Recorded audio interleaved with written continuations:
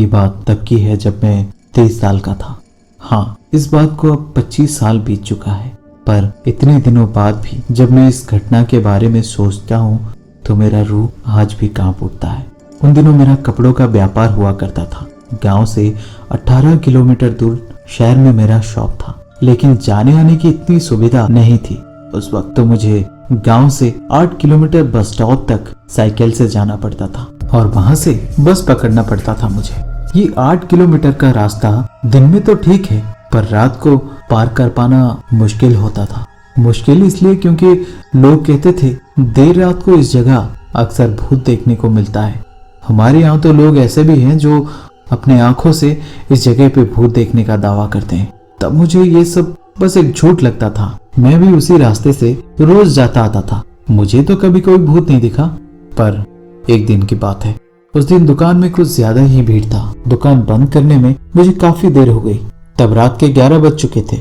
मैं सोच में पड़ गया क्योंकि उस वक्त कोई बस नहीं थी। लेकिन किस्मत से मुझे वहां खड़े खड़े एक पहचान वाला बंदा मिल गया, जिसने मुझे वहां तक छोड़ दिया जहां मैंने अपनी साइकिल रखी थी। वहां एक बंदा और भी था जो मेरे आने का इंतजार कर रहा था। वो बंदा मेरे पास वाले गांव का था।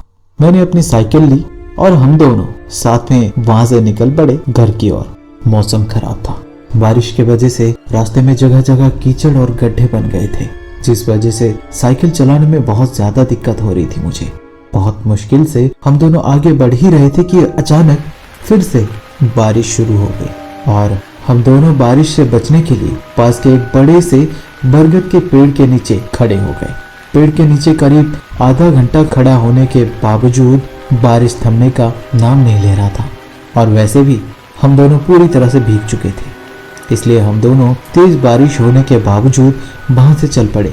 बड़ी मुश्किल से हम दोनों नदी के पास पहुंचे, पर दिक्कत ये थी मुझे नाव चलाना नहीं आता था और उस लड़के को आता था। उसका घर वहीं पर था। मैंने उसे नाव से मुझे पार कराने को कहा तो वो भी मना नहीं कर पाया। बारिश के वजह से नाव चलाना मुश्किल हो रहा था, पर जैसे तैसे कर उसने मुझे नदी पार करा दिया। अब यहाँ से मेरा घर बहुत ज्यादा दूर तो नहीं था, पर वहां तक जाने वाला रास्ता बहुत ही डरावना था।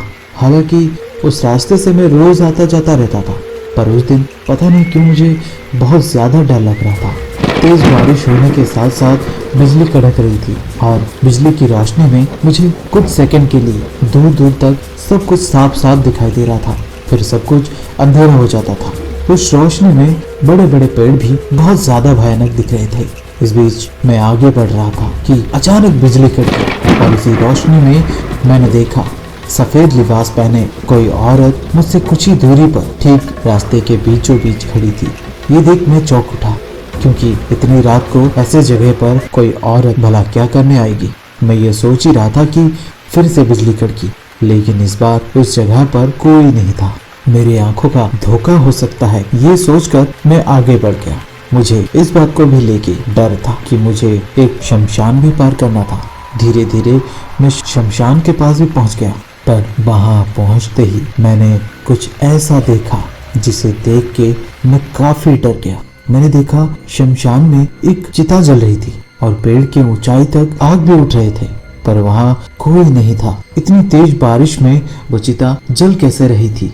शायद ये भी आंखों का धोखा हो सकता है। ये सोचकर मैं आगे बढ़ने लगा। अब कुछ ही दूरी पे हमारा गांव था, इसलिए मैं जल्दी जल्दी चलने लगा। तभी मैंने रास्ते के बगल में एक आदमी को बैठा हुआ देखा, पर वो कौन था मैं पहचान नहीं पा रहा था। धीरे धीरे मैं उसके पास गया, तब मैंने देखा वो और कोई नहीं, हमारे गांव का ही एक लड़का था। मैंने उसे उस जलती हुई चिता के बारे में पूछा कि वो चिता किसका है और कौन मरा है हमारे गांव में, पर वो मुझे बस देखता ही रहा। मेरा एक भी सवाल का जवाब उसने नहीं दिया। उसके मुंह से कोई आवाज नहीं निकल रहा था। मुझे इतना पता है कि वो ऐसा लड़का नहीं था जो मेरे किसी भी सवाल का जवाब नहीं दे, पर आज ऐसा क्या हुआ ये सोच के जैसे ही मैंने उसके कंधे पे हाथ रखने को हुआ तो मुझे एक बिजली का झटका जैसा लगा। तभी वो लड़का भी जोर जोर से छलांग लगाकर शमशान की तरफ भाग गया। मैं भी ये देखने के बाद गिरते पड़ते वहां से भागा और आखिरकार घर पहुंच गया।